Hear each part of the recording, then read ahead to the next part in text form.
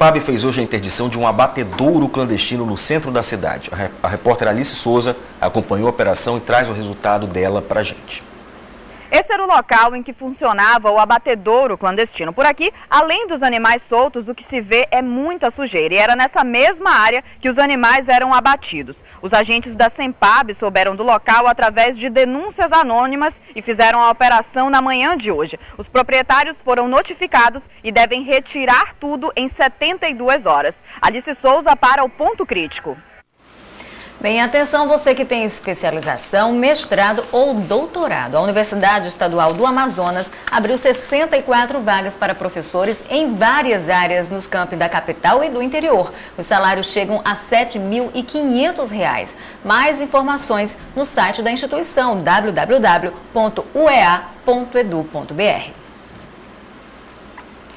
Bem, mais de 3.000 vendedores ambulantes trabalham nas ruas de Manaus, sem estrutura, sem segurança e ocupam o espaço dos pedestres. Um camelódromo começou a ser construído para abrigar toda essa gente, mas a obra foi embargada. Transferir os camelôs para o shopping popular, que fica numa área conhecida como Buff Line, ao lado do porto, seria uma alternativa. O problema é que no local não cabe todo mundo. Por isso, a Prefeitura de Manaus desapropriou vários imóveis para viabilizar a expansão. Entenda agora o que vai acontecer com o centro histórico e também com os ambulantes. Prédios históricos com mais de 100 anos. Estas fachadas abrigaram o Centro Financeiro de Manaus na época de ouro da borracha. Para esta historiadora, existem motivos suficientes para preservar as construções do Bootline. Se nós pegarmos a sede da Bootline e andarmos e dobrarmos, por exemplo, a esquina para a Rua Monteiro de Souza, essa que ninguém pode ver, pois bem, lá você tinha outras casas comerciais e tinha inclusive um prédio em 3 andares, que hoje é uma coisa muito feia, todo emparedado, mas que na virada do 19 para o 20 era uma coisa de grande importância, de grande significação, porque ali era a sede do London Bank. O Bootline é uma propriedade particular. De acordo com o Sindicato dos Camelôs, o dono destes imóveis vai construir aqui grandes lojas e alugá-las. Mas este empreendimento vai ficar interligado com este. Deste outro lado da rua ficam os imóveis que foram desapropriados pela prefeitura. E é aí que vai ser construído a expansão que vai abrigar os camelôs. São 2 obras diferentes. O prédio principal vai ser construído no Bootline. A expansão no lugar de 16 imóveis desapropriados pela Prefeitura de Manaus. Nos 2 locais, haverá espaço para a remoção de mais de 3.000 camelôs que trabalham nas ruas do centro. O presidente do Sindicato dos Ambulantes diz que a categoria planeja adquirir um empréstimo, comprar o prédio da expansão e administrar o espaço. O que nós queremos, na hora que a empresa terminar, a gente arranjar financiamento de indenizar essa pessoa que fez o shopping e nós vamos ficar com o shopping para nós.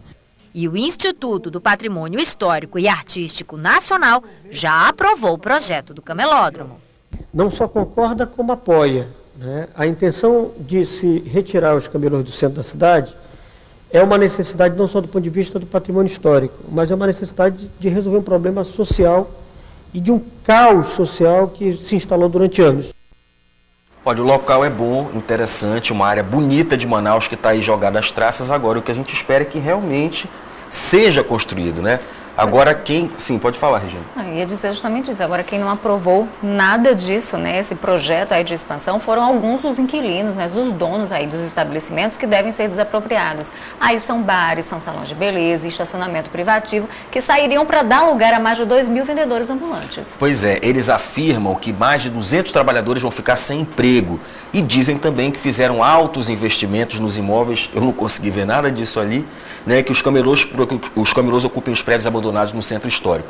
Agora, segundo a assessoria de imprensa da Implurb, técnicos vão avaliar esses locais logo que os donos apresentarem toda a documentação exigida. Agora, Roberto, de fato, essa questão dos prédios abandonados no centro histórico da cidade é um problema que também precisa ser resolvido, né? Exatamente.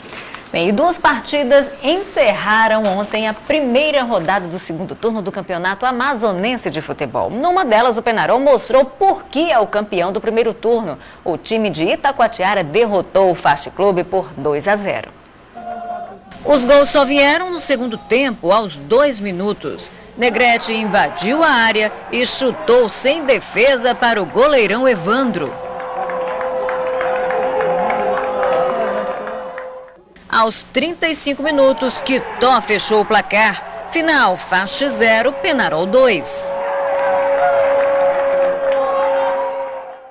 A gente fica devendo aí para vocês os gols do jogo Operário Nacional. Agora, o jogo lá em Manacapuru terminou em 1-1. A partida foi muito prejudicada por causa da chuva e nenhum dos dois times, que tem um futebol muito técnico, conseguiu jogar direito com o campo cheio de lama. Agora, na abertura da segunda rodada, o São Raimundo venceu o Rio Negro por 1-0. O jogo foi movimentado, os dois times mandaram muito bem. Agora, quem resolveu aparecer mais do que os jogadores foi o árbitro da partida, que, entre muitos lances polêmicos, anulou um gol legal do Rio Negro. O primeiro tempo foi cheio de boas intenções. Não deu para balançar a rede nem do Rio Negro, nem do São Raimundo. A melhor jogada do Tufão nasceu dos pés de Rafael. No Rio Negro, a dobradinha Maranhão e Marinelson quase marca.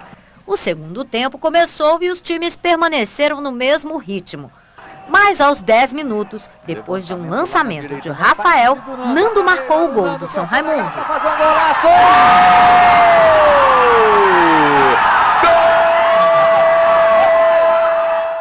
O Rio Negro tentou de novo até que conseguiu. Gró bateu o escanteio e no meio de tanto jogador do Galo, a bola achou a cabeça de Rodrigo. Olha o cruzamento, desvio do Rodrigo, tá impedido. Mas o gol foi anulado e a partida acabou nisso mesmo, 1-0 para o São Raimundo. Com a palavra, os técnicos. Queria dar os parabéns ao São Raimundo de ter contratado um jogador no espaço de uma semana, contratou um jogador. Nós tivemos 20 dias para contratar um jogador, não o conseguimos. Fez muita falta e se calhar esse jogador deu a vitória a eles.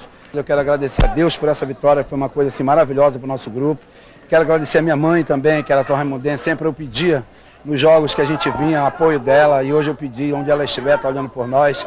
A gente é muito gratificante por essa difícil vitória, mas valeu. O que valeu para nós foi os 3 pontos, agora vamos arrumar. Agora, Regiane, nós vamos rever o gol anulado do Rio Negro, que ontem causou uma polêmica danada e com certeza ainda vai render muita discussão durante a semana. Reparem nas imagens que não há falta ou impedimento. O árbitro Celso Mota Rezende errou e errou feio e prejudicou o Galo. A torcida do Rio Negro protestou muito depois da partida. Há quem diga que esses lances polêmicos, né, assim, são um molho do futebol, né? Se não fosse isso, perdia a graça. É verdade. Agora, veja então como é que está a classificação no segundo turno do Campeonato Amazonense de Futebol. Primeiras colocações estão Princesa, Penarol e São Raimundo, com 3 pontos cada um. Em seguida vem América, Sul-América, Nacional e Operário, todos com 1 ponto. Fache e Rio Negro ainda não pontuaram neste segundo turno. Tá certo, assim a gente encerra essa edição de hoje, que é Dia Mundial da Saúde, Dia Nacional da Saúde, então muita saúde para você que está em casa, né? Pois é, uma boa tarde, a gente volta a se encontrar amanhã. Até lá então. Até logo.